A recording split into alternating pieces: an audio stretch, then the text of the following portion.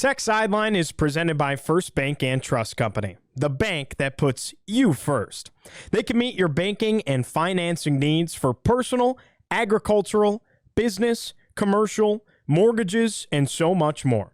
Visit firstbank.com to learn more. ACC play begins for Virginia Tech football this weekend as the team travels down to Raleigh. Can the Hokies take down a hungry Wolfpack? We'll preview the matchup on episode 440 of the Tech Sideline podcast, which starts right now.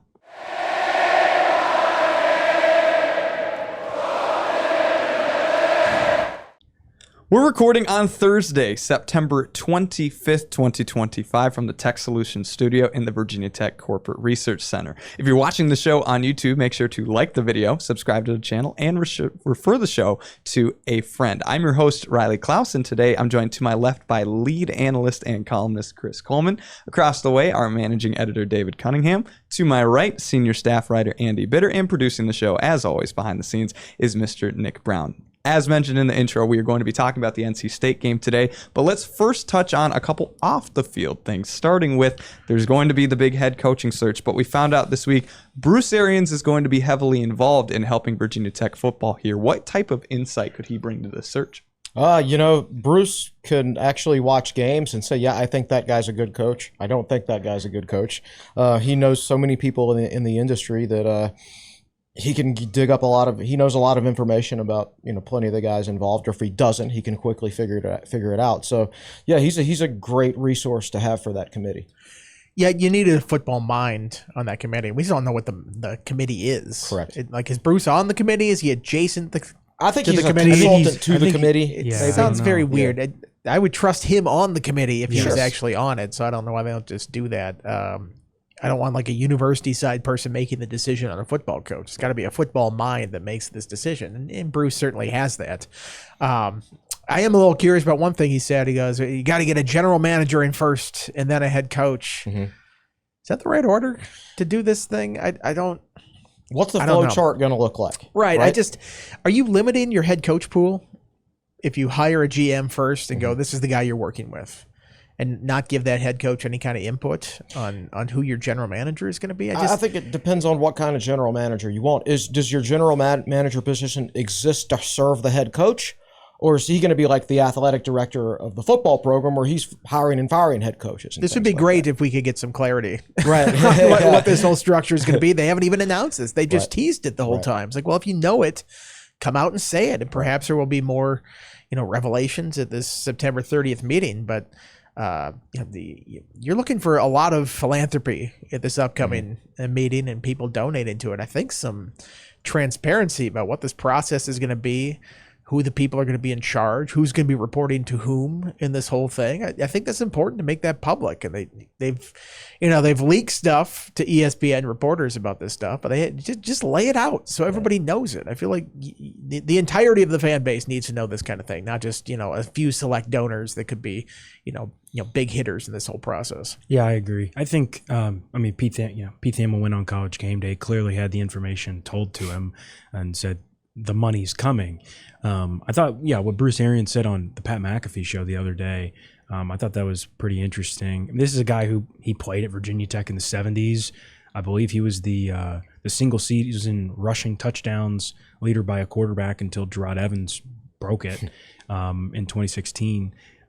He obviously cares deeply, and he's helped out Virginia Tech in other ways. He and Eric Neander and Jeff King were kind of the crew that helped set Virginia Tech up for the revenue sharing era and the roster management and basically how to build out your roster with a front office look. So he's been involved before, but I think he's a guy you got to trust. He's been around the block. He knows what good coaching is, as you said. I think he can. He's probably a guy who can get in a room and read whether or not this person is BSing or not, and how good of a man and a leader somebody can actually be. And he's well connected, obviously. Been in the NFL. He's still working with the Buccaneers. So I think he's somebody you desperately want as part of this search, and Tech's probably doing the right thing by making him involved. So he's looking to help the future of Virginia Tech football. Let's talk about the present in terms of a couple chances to talk to the media this week for the coaches. Any takeaways from the press conferences this week? They're still working through some things. And I know that because Philip Montgomery basically said those words to like 6 different answers the other day. It's like, how about this guy on the roster? Sort of the same situation. We're working through some things, figuring stuff out. So we don't know exactly who's going to play in this game. We don't know who's opting out. We don't know who's still waiting their future. We might have a better idea tonight, 8 p.m. There's an availability report that's due out. That's the new ACC rule. It's the first ACC game that Virginia Tech's played in. That's not an injury report necessarily. It's an availability report. So I would imagine if somebody has opted out or is still on the fence about playing and they're not going to play in this game, that would have to be on that report. Now, they won't say the reason why. So-and-so waffling on future, that's not going to be on the thing like that. But if they're truthful in this whole thing, we should get a better idea of who might be available on Saturday and who might not.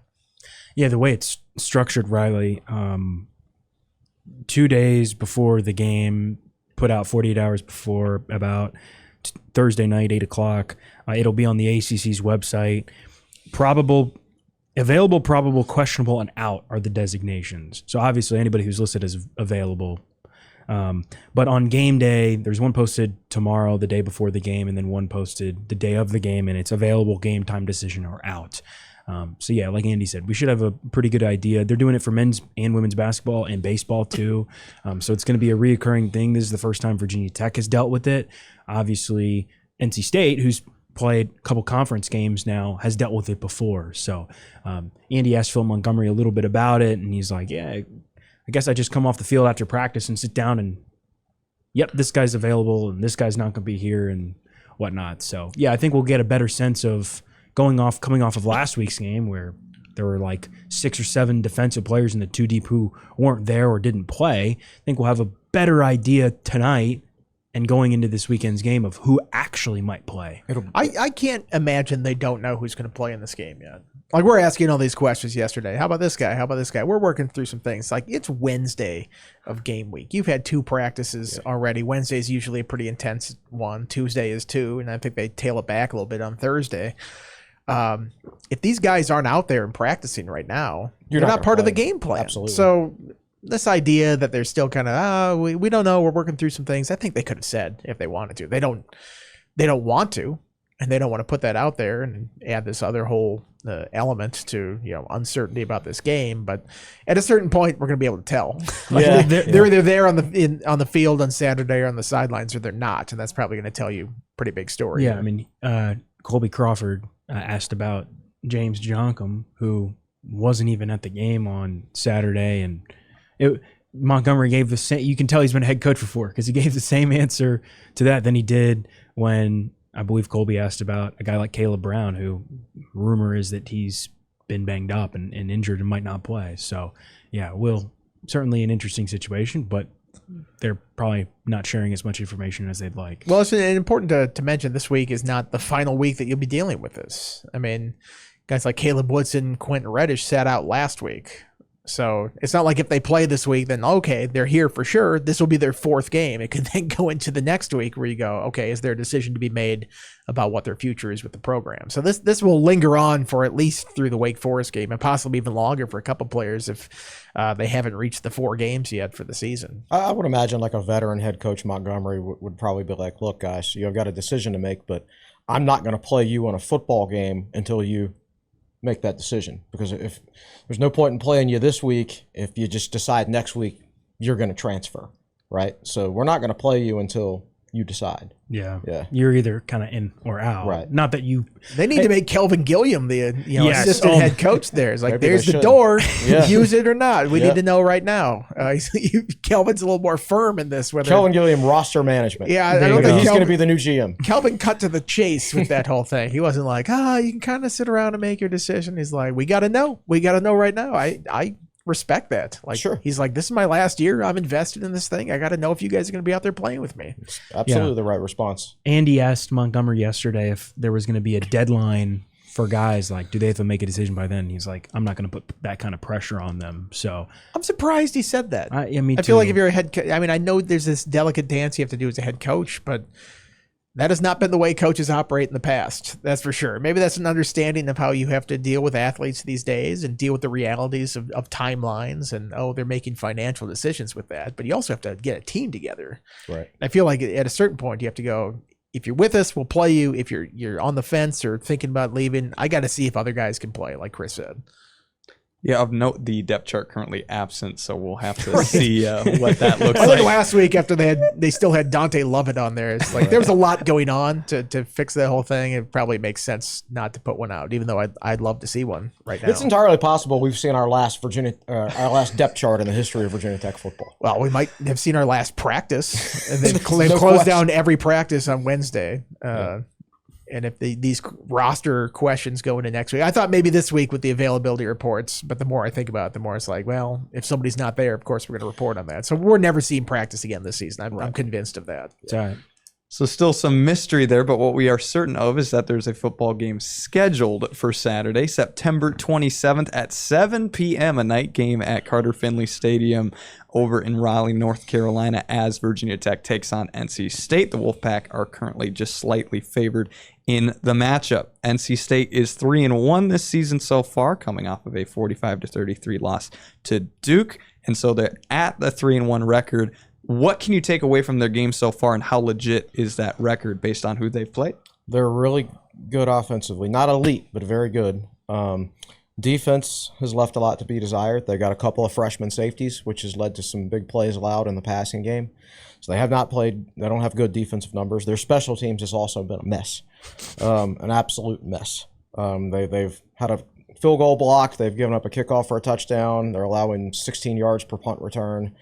They're a beatable football team, but how much has Virginia Tech improved since firing Brent Pry? We don't know that yet because you can't really judge off the Wofford game. But to me, NC State, they're one of those teams that they look like a 6 or 7 win team to me, most likely over the grand scheme of things. Because I do think their offense is good, and their offense is also balanced, which is that's the scary part, is when you face a team that is good running and good passing, that they're even more difficult to stop. But their defense is going to cost some games this year, so it's really hard to see them being consistent all the way through. It feels like they could have won or lost every game on their schedule so far. If I remember right, they were up by a good margin against ECU, and ECU came back in that game. 3 scores. They should have lost the Virginia game. UVA quarterback threw a bad pick at the end of that one.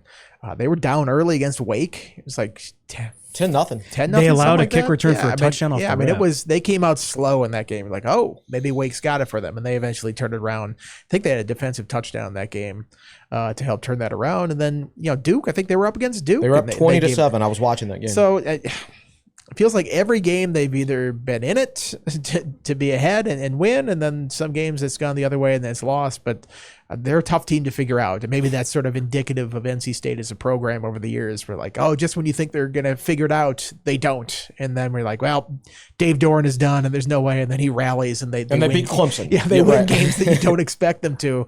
I think Joe Giglio down there refers to it as the law of the wolf. Like when expectations are highest, they disappoint. When there are no expectations, that's when they, rise up. And that's kind of true for all sports at NC State, it feels like. And maybe that's the case with this team as well. And, Doran has a great record in one-score games. That's actually a really good record for one-score games, if you look at the graphic. Now, if they beat Virginia Tech this week, they'll be 4-1. And then they get Campbell after Virginia Tech, which means they would start 5-1. So this is a big game for NC State. Yeah. You're talking about the difference between starting 5-1 or 4-2. And that's significant when it comes to ACC standings, the bowl picture at the end of the season, and all of that. Well, look who they have on the back half of their schedule. It's Notre Dame and Miami and Florida so State. You and better it's win now. And Georgia Tech. It's like it's honestly it's very similar to Virginia Tech. That's absolutely right. You better win now if you're Virginia Tech. And they've got Carolina to State. close the year, which of course is always the most chaotic game to end the season. I'm sure it'll be less chaotic with Bill Belichick. Oh yeah, absolutely. I feel like what Chris talked about with their balance, NC State has really good skill players offensively. I know we're going to get into that, but it's just like this is an offense that feels like can explode at any point, and it's the exact opposite with the defense. It's like defense just gives up chunk plays. Very similar, you look at Virginia Tech, and it's like I think there are going to be matchups to exploit, but at the same time, the Virginia Tech defense is going to have to step up and make plays in this game because you can't just let CJ Bailey, who good quarterback, make some mistakes. You can't just let him throw all over you. And then Noah Fleischman, the good friend, covers NC State for the Wolfpacker. He was on here yesterday and recorded a video with us. And he mentioned their special teams and how bad their special teams have been. NC State was in punt formation, going to receive a punt, and I think one of their gunners, was offsides on a punt. Sorry, that sounds familiar. So it gave Duke a first down last week, and Duke went on and scored. Right, very similar, just silly special teams mistakes that we've seen Virginia Tech make. So, although Dante Levitt was actually not close enough to the line of scrimmage, opposed to being offsides, but yeah, same kind result. Of thing. But this is, I say all that this is just a game that if Virginia Tech does a lot of the little things well, Hokies might be sitting there at the end of the game with an opportunity to win the game. You'll probably see some crazy stuff in this game. Yeah, I mean, if you remember the last time we were in Raleigh, that 22-21 game. It was like the worst offensive game ever in the first half. The best quarter. And then just like all sorts of points. 21 points in the third quarter. Virginia Tech only scored in the third. Yeah. And was winning 21-3. They came out in the third and did so much misdirection. And you're like, where has this been all year with all the misdirection? And then they just... I believe Caleb Smith had a huge game receiving in that one. The tight end that transferred to Ole Miss, DeQuan Wright. Yeah. Yeah. It all fell apart in the fourth quarter. So, it's... I expect a chaotic game on Saturday. Yeah, well, let's dive into the offense for NC State, who could try to make it chaotic. First, the quarterback, CJ Bailey, had 2 touchdowns, 3 interceptions in that last contest. But what do you make of him so far this season and what he could do? I think he's a very talented player. He's traditional drop back guy who can run. I think we might see some more design run, considering the troubles the Hokies had against Old Dominion and against Vanderbilt. Whether it was quarterback power or whether it was a read option or whatever. He's capable of running. He's had some very good running games in his career, but he's also had some games where, he only carried it like 3 times and was just comfortable being a drop back guy. But he's capable of doing both. He's a guy that sometimes he had a game last year where he went 18 of 20 passing. He's a high percentage guy. A lot of times he plays really, really well, but every now and then he'll have this game. 18 of 20? You said 8 of 20. 18 of 20. Yeah. 18 of 20. I was like, 8 of 20 is not a high percentage. Yeah, so 18 of 20. 18 of 20. He can be very proficient when he wants to be. I mean, look, he's average. His completion percentage this year is 71.9%. They design a good offense for him. He's an accurate passer. He can make some very nice throws. Now he'll have a game every now and then where you're like, what in the world was that? Last week he threw 3 interceptions. He made some really good throws last week, but he also threw 3 picks. And a couple of those were like, what were you thinking picks? And he also had a fumble lost on a exchange on a read option, and he had some really good games last year as a true freshman, but then he also had 1 or 2 where he threw like 3 picks. So he's thrown 14 interceptions in his career.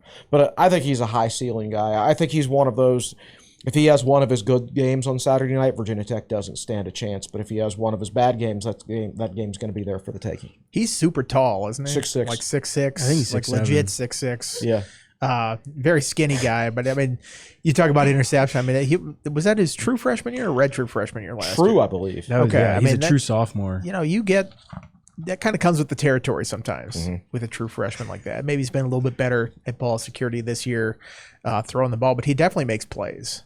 So that's the one thing. It's just he's going to go out there and make some plays, and against the Virginia Tech defense that certainly has given up some plays. I think that has to be a concerning thing for the Hokies. Yeah, he's a young quarterback, very talented, still with some growing pains. Clearly, I think the biggest challenge for Sam Cephas in this defense is just as we spoke to him for the first time since the preseason yesterday, and he mentioned that they got to mix stuff up and confuse him a little bit, throw different stuff at him, because if you're just showing the same looks all the time, it makes it pretty easy for him to dissect. I think the biggest thing is he's got so much talent around him, and it takes a lot of pressure off of him.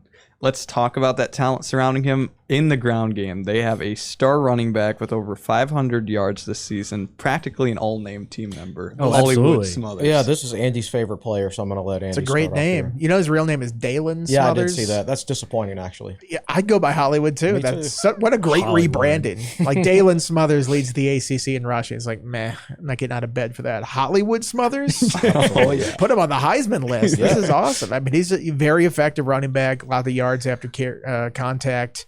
I mean, he's leading the ACC by over 100 yards, I think, in rushing. Various number of games at this point for people and different kind of competition, but that's still pretty impressive, especially when you've played, like we mentioned, 3 ACC teams, only 2 have counted against the ACC. ECU, not exactly a pushover. It's not like the competition has been, racking up yards against FCS team or something like that. So this is a really good running back. I think Philip Montgomery called him, if not the best, one of the best in the country.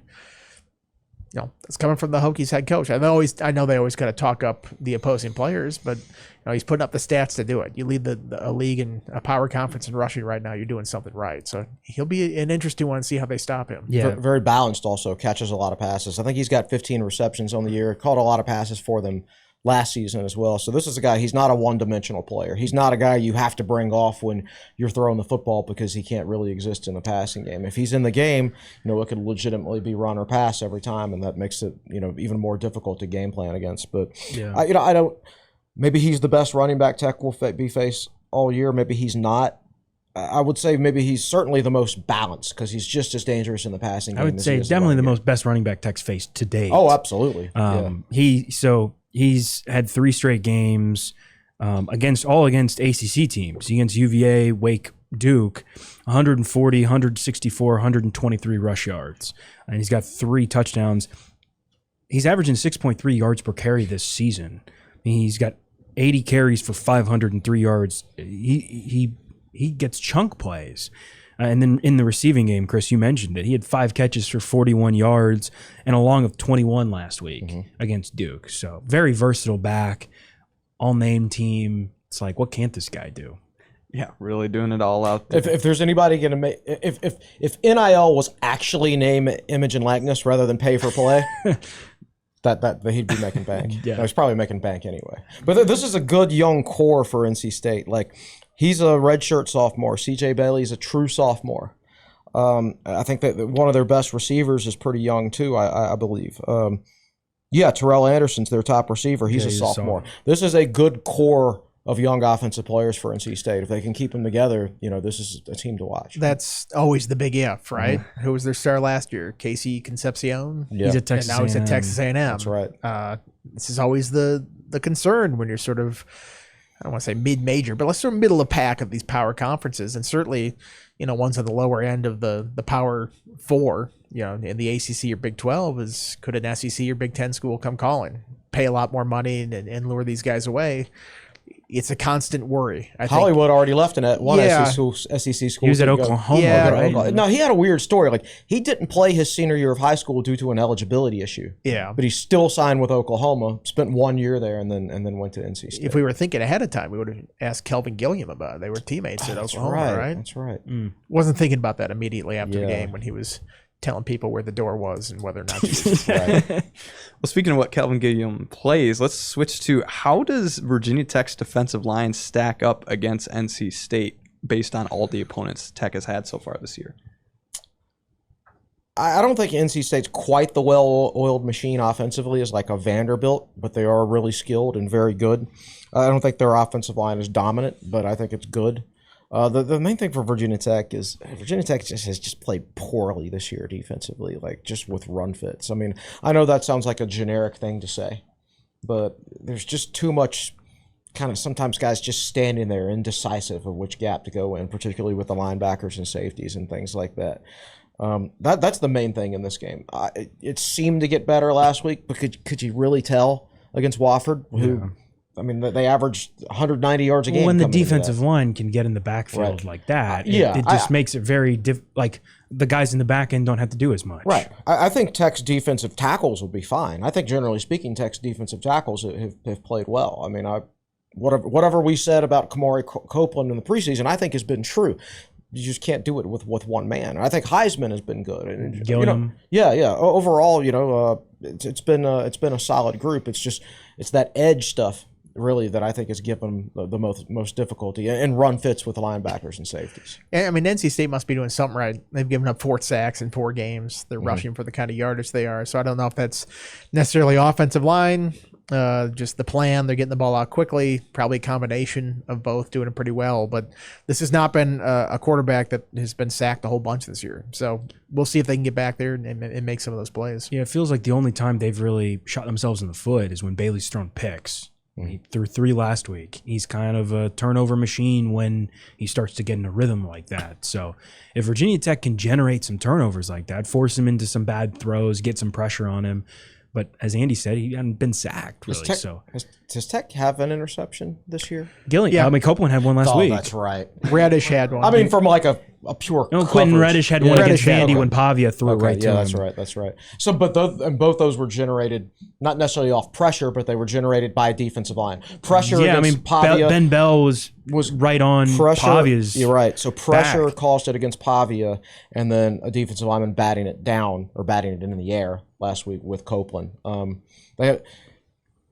They need to get a coverage interception. I would say it's at some point. So hopefully, they can mix some things up here. This is gonna be a big test for Tech's corners.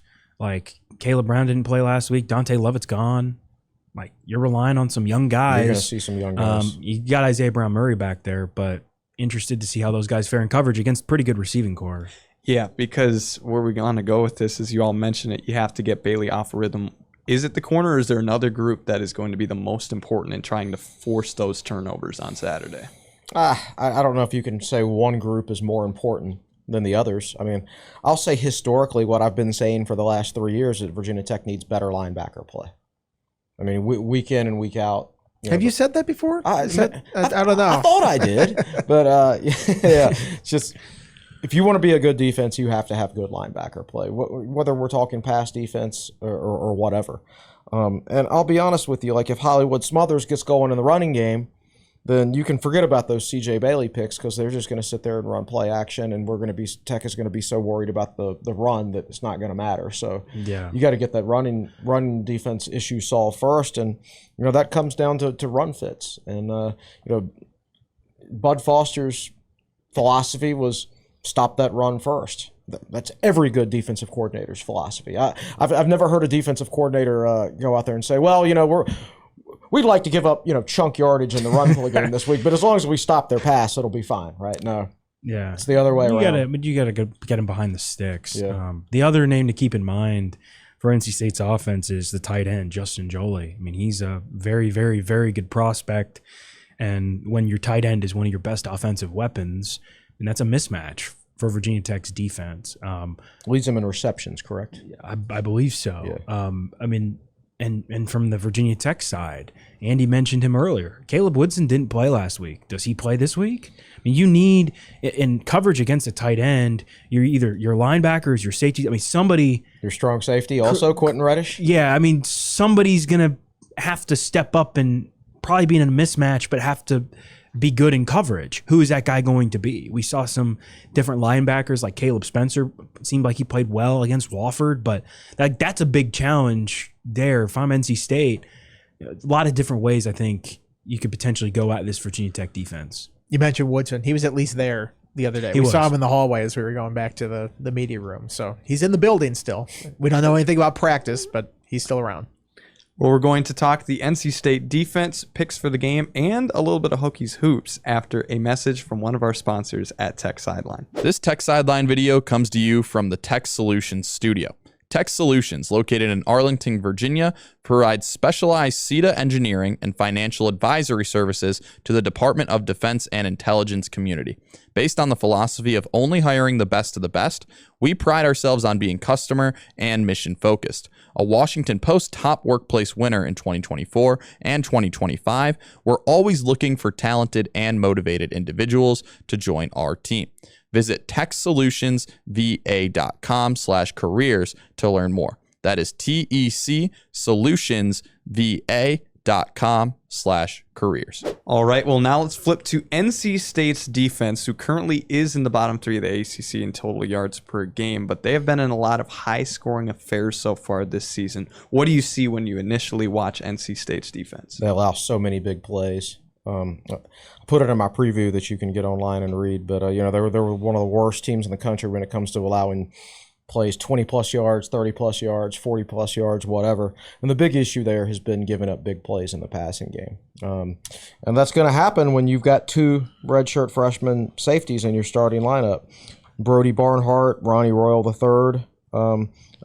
Their corner, they've got a couple senior corners, but I don't think they're like elite or anything like that. So they've got some issues in their back end that Virginia Tech's going to have to take advantage of. You have to remember they're going through a transition on defense this year. Defensive coordinator Tony Gibson, who had been there since 2019. Yeah, in charge of that defense for a long time. Now the head coach at Marshall. So that's a major change that they have there. I know they have some former Hokies coaches that have been there for a couple of years now. Charlie Wiles on the defensive line and Brian Mitchell at cornerbacks. But when the head person in the program on defense changes, there's going to be a transition period that goes along with that. So I wonder if we're seeing that right now. Who knows if that irons itself out here. But when you make a change like that, there's always a concern. It's like, okay, are you going to keep playing at the level you had the previous couple of years?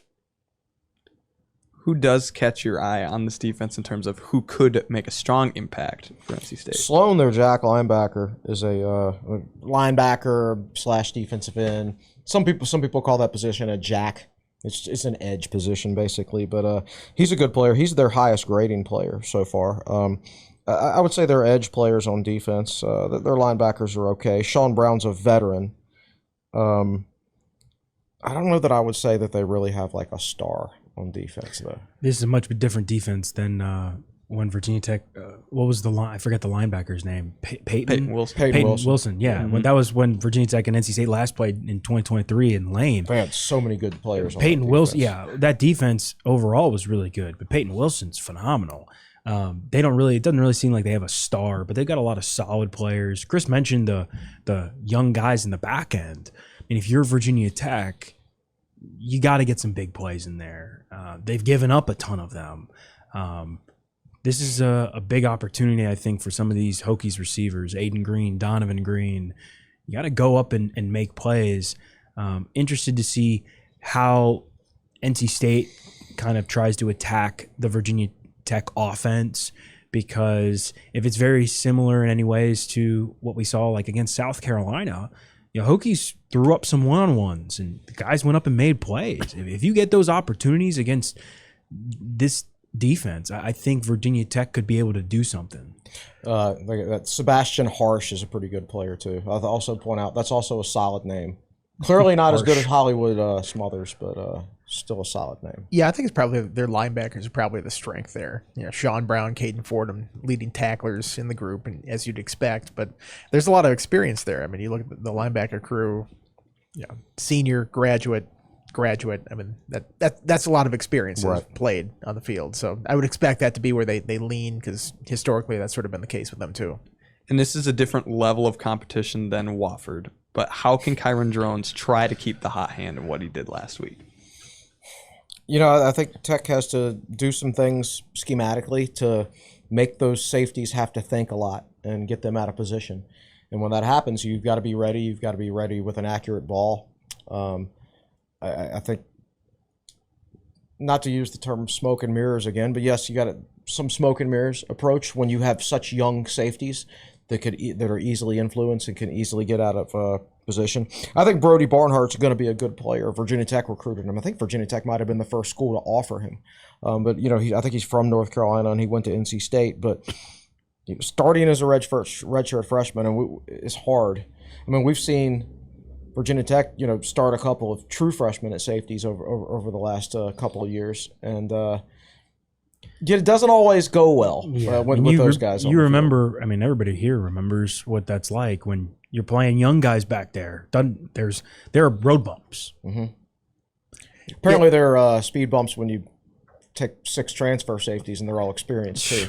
But anyway. Yeah, I think for the Hokies, when you're playing a defense that's given up so many big plays like this, you need to make some big plays. Like I just, with the current offensive line situation that Virginia Tech has, we'll see how that plays out on Saturday. I don't think you can count on those 10, 12, 14 play drives. You got to hit on some big ones. Make it easier for your offense to put up some points. You're going to need to score some points to keep up with NC State in this game. So I think, methodical is nice, keep the other team off the field, but I don't know if they're capable of long, methodical drives throughout the game. They got to hit some quick strike stuff too, and take advantage of a defense that has given up those big plays. Yeah, NC State's not like a lead at rushing the passer or anything, but it's not like Virginia Tech is a lead at pass protection either. So you're going to have to do some things to slow down their pass rush. Now, their safeties can get out of position, but you need some protection to take advantage of that, because that's the longest. Those are the furthest defenders back, so it takes more time for plays to develop to beat those safeties, right? So you've got to have the pass protection in this game. So you've got to do some things schematically to maybe slow down that pass rush a little bit. I thought the biggest thing that Tech did well last week was it got the running game going early. Like that first drive, Marcellus Hawkins had two carries of 15, 20 yards. It's like just getting the running backs in a rhythm, whether it's him. PJ Prelo caught 7 passes last week. I think those guys are going to play a pretty big role, because if Kyron Jones can kind of dump it off to one of those guys, get them in space out of the backfield, or as we saw last week, get into a rhythm early with the run game where those guys are ripping off. I don't expect them to rip off 15-yard runs necessarily against NC State, but they can get 5-6 yards, here or there to kind of jumpstart it and put Tech in second and short or third and short situations. Like that's where Kyron Jones is really good at operating, because he can power forward with his legs if needed. The biggest thing is if the Hokies get behind schedule, they have not shown the ability to kind of overcome that this year. That's why I think those, running back dump off passes are so critical. You're getting some yards on those plays. When the pressure's on Kyron right away, like even an incompletion. Okay, now it's 2nd and 10. And dump it off to Preload. Even if you get 4 yards, 2nd and 6 is a lot more manageable. It opens up the playbook. All of a sudden, Kyron as a runner is a factor in this whole thing. It just makes a world of difference. So I know last big week people were like, check down Charlie here. Everything's going out in the flats to running backs and dumping it off. It's like, I don't think that's the worst thing, especially when the alternative is, try to set up in the pocket for 3 seconds and just get, a mass of bodies on you because they can't block in front of you. I mean, that's not doing anybody any favors offensively. I think that there needs to be outlets quickly, especially when the pressure's coming. Be needy, not greedy, I believe was that's the phrase. Right. Yeah. Oh, and Tech had, I think Tech's running backs had 10 catches against Old Dominion, right? They did. So two that's games in a row. That's 23 catches for running backs. Yeah, 20. That might have just been ODU's up by 30 points. They're like, we're not going to give up a big play here. Right. Yeah, but that's something to keep in mind. 23 catches for Virginia Tech's running backs in the last 2 games. Do the Hokies keep trying to exploit that? And are there different ways to, maybe not necessarily throw into the flats every time, but different ways to get the running backs involved? Do we see Terrion Stewart this week? He hasn't really done anything this year, but I think Marcellus Hawkins, PJ Prelo, those guys, there's opportunities for them. Yeah, how important truly is that running game going to be getting everyone involved, especially considering you never know with the weather what type of game this could end up turning Yeah, into. you're right. And plus, you want to keep their offense off the field. The best way to stop their offense is by not letting them, run plays, right? So I do think the running game has to be important, because if you can successfully run the football, it helps you set up those smoke and mirror plays in the passing game that can slow down the pass rush and get their safeties out of position. So, yeah, I mean, I want Virginia Tech to come out running in this game. Absolutely.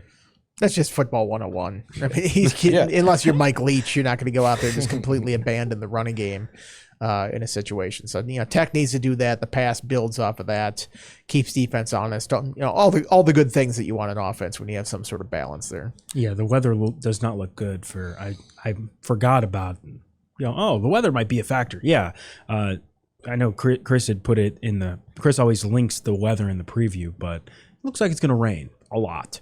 So that Virginia Tech's never played a rainy game in that area. No, I'm just saying. Yeah, but that could be a factor. If much easier usually to run than throw in the rain. So yeah, I mean, it looks like it's going to be even rainy here in Blacksburg on Saturday. So it looks rainy up and down the East Coast, I guess. People say, I feel like you can still pass the ball as long as it's not like a monsoon. Right. Like if it's a hurricane condition Right. and you're just sloshing around out there, then it becomes difficult to even hold the football. Right. But if it's just a wet field or it's raining out, like the receivers know where they're going, the defense doesn't.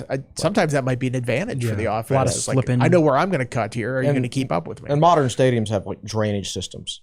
Yeah. So it's not like you're out there playing in a swimming pool or something, Yeah. And you all alluded to it earlier, but this feels like a must-win for both sides. How important is this one for Virginia Tech based on who's upcoming on the schedule? If you want harbor any chance of making a bowl game this year, which I personally do not, then you have to win this football game. It's probably a more important game for NC State because they can do more with this season than Virginia Tech can. If you're Dave Doran and you lose to a 1-3 Virginia Tech team at home on a Saturday night With an interim head coach. then I think you're kind of you're getting closer and closer to the finish line there, right? So this is a more important game for NC State, I believe. It's all right. Dave Doran's going to save his job when he beats the brakes off Bill Belichick in the final game of the year. I'm predicting I'll it. beat a Super and Bowl he's head gonna, coach. And he's going to bring up the fact that when he was at the podium at ACC kickoff in Charlotte, everybody left the room to go talk to Bill Belichick. Mm-hmm. That's my prediction. No, I think it means a lot for Virginia Tech if you want to do something. I think you look at the rest of the schedule, and this is probably one of the more winnable games. Cal, Wake, UVA are probably those. The other 4 teams in the ACC are very difficult. So we talked about all the things that NC State does well and things maybe Tech could take advantage of. If the Hokies have an opportunity there for the taking, this is probably one of the best options to get a win the rest of the year. Yeah, I wouldn't say when you're 1-3 and you fired your coach that anything is must win this season. I feel like the season is already a lost season. You need to win the coaching search. That's the only thing you need to win right now. This is one of their best chances. I think the first 3 games on the ACC schedule: NC State, Wake Forest, Cal. Maybe Wake Forest and Cal in a lower echelon than where NC State is. Those are your best opportunities for wins, because I don't like it against Georgia Tech, Louisville, Florida State, Miami. Even UVA looks pretty good. I might even, UVA beat NC State. So I would put them, or I guess UVA lost to NC State. I keep saying UVA should have beaten NC State. I was watching that game and I still can't, fathom how UVA lost that game at the end. But, maybe UVA, NC State sort of in the same there in the middle. But, of the games you're going, this is possibly a chance to steal one. I think this would have to be considered that, even though I'm not predicting that to happen. Well, speaking of that, we've laid out the matchup. Who do you think does get the win on Saturday? I've got it 34-24 NC State. I think they'll have a little bit too much firepower to deal with, but I do think Virginia Tech will be able to hit some big plays and keep it competitive. But overall, I think NC State's too balanced on offense, and I think Virginia Tech will probably, for the rest of the season, play better football than they played under Brent Pry, because I just think Montgomery's just a better coach. But how much will they improve? I don't know. I mean, we've got one game against Wofford to give us evidence, and quite frankly, that's not enough evidence because Wofford's an 0-4 FCS team. But I think we'll have a much better understanding of Virginia Tech's team after this game. I said NC State 34-20. Again, they played well against Wofford, but it was Wofford. I'm going to have to see him do it against somebody for real, and I don't know what their roster construction is going to be like. So we're making predictions. What if some major player has decided to opt out of this game and not play the rest of the season? Then it could be a thing that really impacts the outcome here. So I like NC State's offense. That's the one thing I feel like will show up for sure on Saturday. And if that's the case, I don't like Virginia Tech being able to keep pace with them. It'll be interesting to see what the line looks like tomorrow after availability reports tonight, because I think it was 10.5. Yeah, right? when I checked Well, this it opened morning, at it was like 10. 7.5, Right. 8.5, and it shot up to 10.5 very shot up, quickly. yeah. So we'll see. Yeah, I have NC State 41-24. So basically Chris's, but an extra touchdown tacked on. I think I like CJ Bailey. I mean, just the way he plays. He's a very smart player, and he's got a lot of weapons around him. I think he just tries to do a little bit too much sometimes.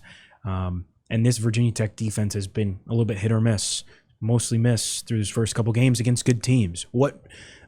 does the Virginia Tech team that played defense against Old Dominion and Vanderbilt show up, or is it the team that played okay against South Carolina? Although it doesn't look like South Carolina is really that good. Not much on offense. No. I think NC State kind of pulls away late, but as we said earlier, I would not be surprised if it's a very chaotic game, given the conditions, given what happens anytime people go to Carter Finley. It just seems like it can be very chaotic. Well, some other picks for this week. Nick is going with NC State over Virginia Tech 38-30, and Will is choosing NC State 38-27. So clean sweep of the Wolfpack for those picks. Well, that's a preview matchup of the game, and now we're going to shift our attention to a little bit of basketball for Virginia Tech, as there's a lot of news this week as Mike Young's staff is shuffling, to say the least, as Kevin Giltner, an assistant coach, will now be the head coach at Wofford. A lot of history for him there, but that forces Virginia Tech to change. Yeah, it's horrible timing. But, Giltner's wanted that Wofford. It was only a matter of time before he became head coach at Wofford, whether it was going to be this time or next time or whenever. I know Mike Young was really trying to push for him to get that job a couple of years ago when it was open. And for whatever reason, Wofford didn't chose someone else. But tough time, but at the same time, like Giltner is kind of Mike Young 2.0. They're kind of very similar coaches, so you don't lose anything. Like you don't lose any uniqueness. Like if you lost Chester Frazier, you lose the defensive intensity in practice, right? Or if you lost Byers, then you'd lose recruiting in a different region, right? So this is a little bit different. The timing of it's bad though. Yeah, I think first of all, I'm happy for Kevin. He's awesome, terrific person. I know I went last night. I watched his introductory press conference, which was on Monday or Tuesday. It was on Tuesday. And you could just tell how much it means to him, to get to go back to his alma mater. He was there as a player, then went and coached with Mike Young for 6 years there. I mean, he's been with Mike Young 6 years at Tech and then 10 of the last 11 at Wofford, both as a player and a coach. Those guys are kind of inseparable. And yeah, he basically become Mike Young 2.0. Very similar mannerisms. He was the guy orchestrating a lot of times, calling plays, running offense. But I think he's going to do very well there. He's got an interesting situation with everything that's going on at Wofford. Not great timing considering college basketball practice officially started on Monday. Mike Young, though, I thought he portrayed it well to us when we spoke with him on Tuesday, where he knew it was coming. He was there for 30 years, knows the AD, knows the president. His wife's on the board of trustees. So he's very in tune with what's going on in Spartanburg. And it seems like he's swiftly made a new assistant coach hire as well. So things are trending in that direction, but you hate to lose a guy so close to the season. We would expect like the new assistant to get announced today on Thursday. Yeah, we can talk about it if you want. Yeah. That if we, as said, are waiting the official word, but David Moats from Boise State previously is looking to be the next assistant coach as they instantly replace it there. What could he bring to the table? Yeah, I think Mike Young made a really interesting comment. He said, when we make a decision whether to hire somebody or to elevate somebody, Mike said, we've got a really good team right now, and I'm going to make the best hire for this team. So it seems to me like he's going in all in on this team. Yeah. He's not hiring somebody to say, well, I think we really need to recruit South Carolina and Georgia in the future, right?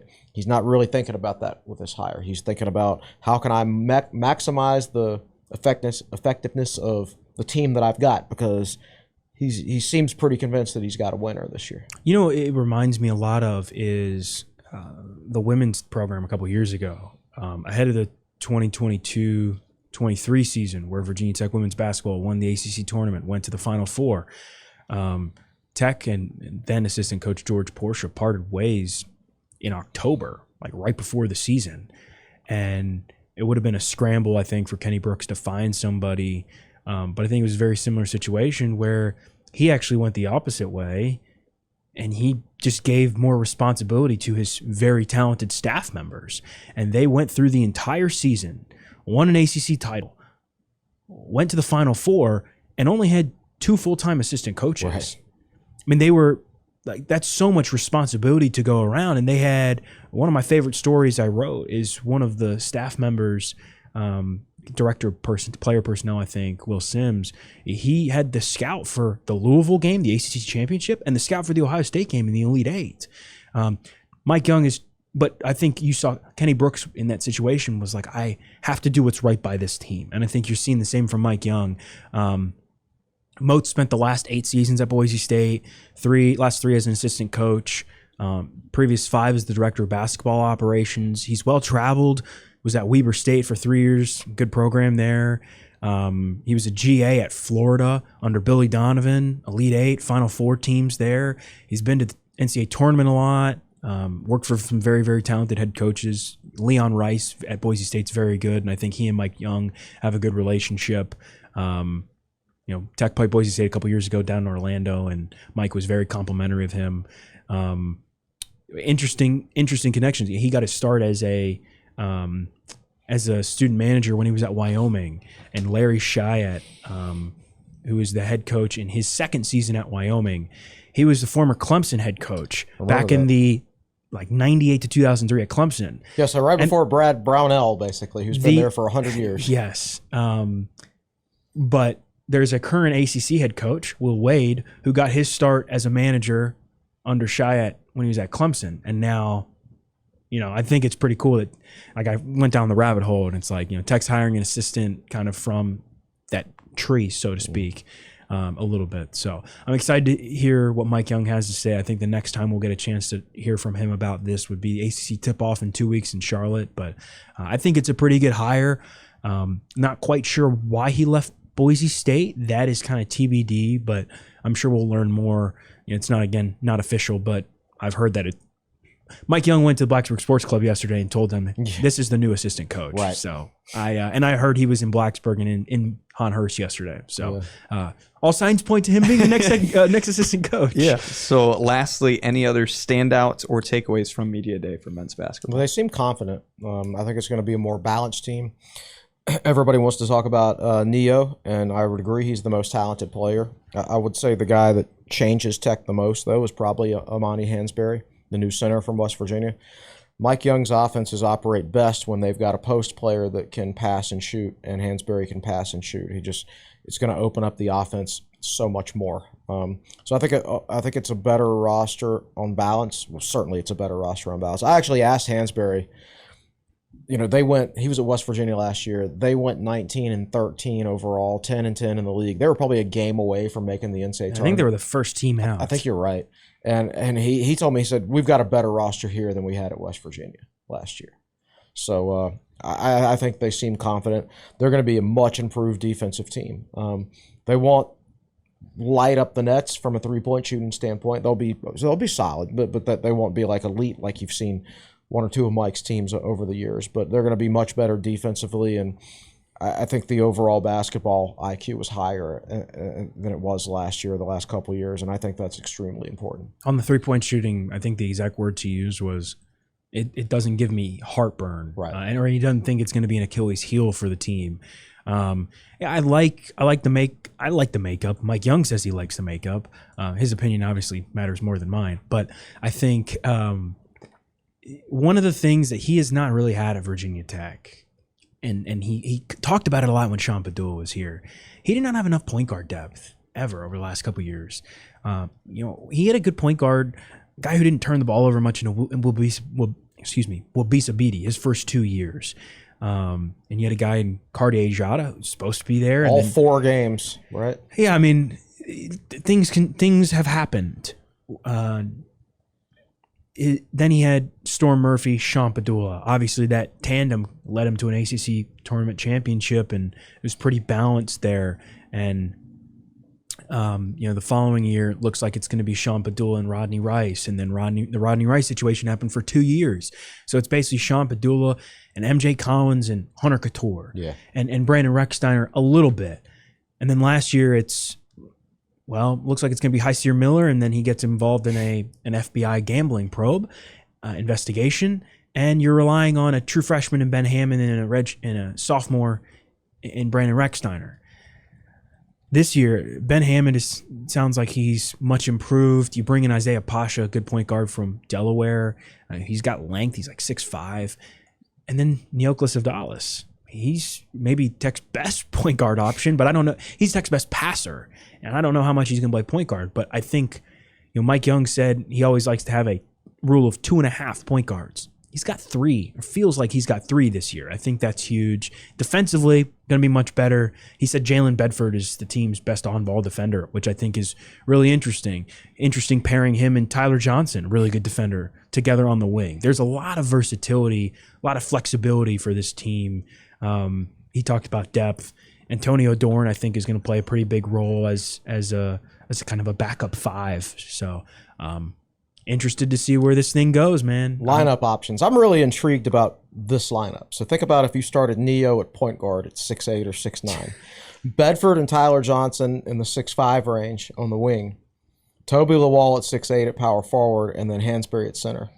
Hansberry would actually only be like the 3rd tallest player in that starting lineup, but you'd have a lot of length across the board, man, and that would be a hell of a rebounding lineup too. And be a good passing lineup too. I think it's going to be so interesting to see the tweaks Mike Young has. First opportunity to kind of view these guys is that I think it's October 25th. It's at Duquesne exhibition. And I think they're honoring, it's a 30th year anniversary of the 1995 NIT team. They're honoring the NIT team that day in Castle for the exhibition. It sounds like almost the entire team is going to be back, which I think will be pretty cool. Yeah. But 2 of them are already on the staff, right? Yes, David Jackson and Ace Custis. But yeah, it'll be really cool just to see the tweaks and the tinkering that Mike Young and that staff do, how they can kind of get the most out of the roster. I'm very pumped. It's gonna be fun. Well, we've talked a lot today on this podcast, but what else can we see coming up at techsideline.com? Well, we got a mailbag come today. We also have some breaking news right now. Tucker Holloway has announced that he's going to redshirt and enter the transfer portal. It's one that we kind of heard was a possibility there. Less of a concern, I think, in the receiving game where he was still a developing guy, but punt return extraordinaire. That's been his calling card since he got here a couple years ago.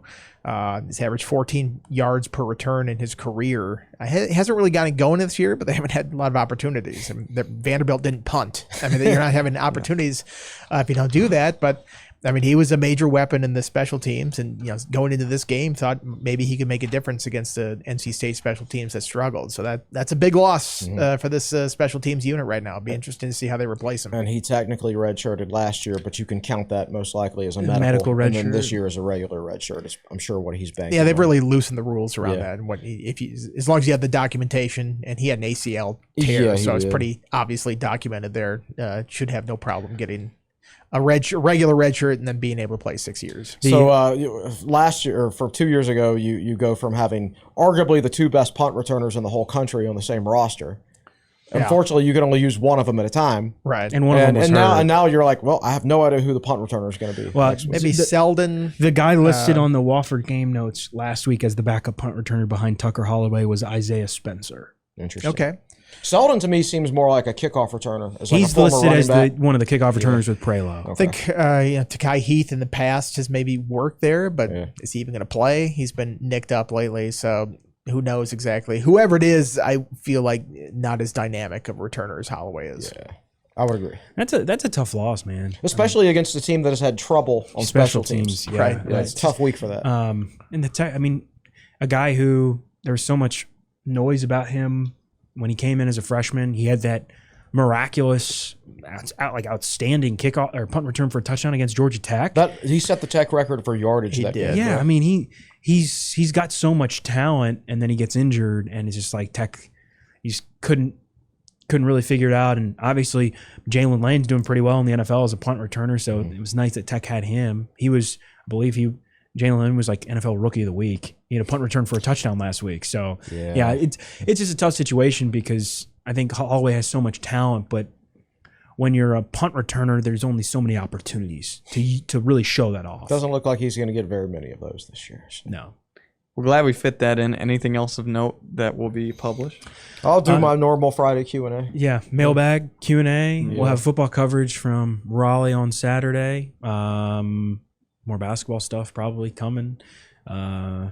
Yeah, I think we'll probably have a Monday thoughts, I think, because he's going to the game. He's going to the game, so I would, so he's been out of town all week. That's why there wasn't a Monday thoughts after Wofford, as if there was anything else to say after that. But he'll be at the game, so I don't want to put words in his mouth, but I'm guessing he'll do a Monday thoughts. Well, he's got it on the spreadsheet. Okay, well, so there you go.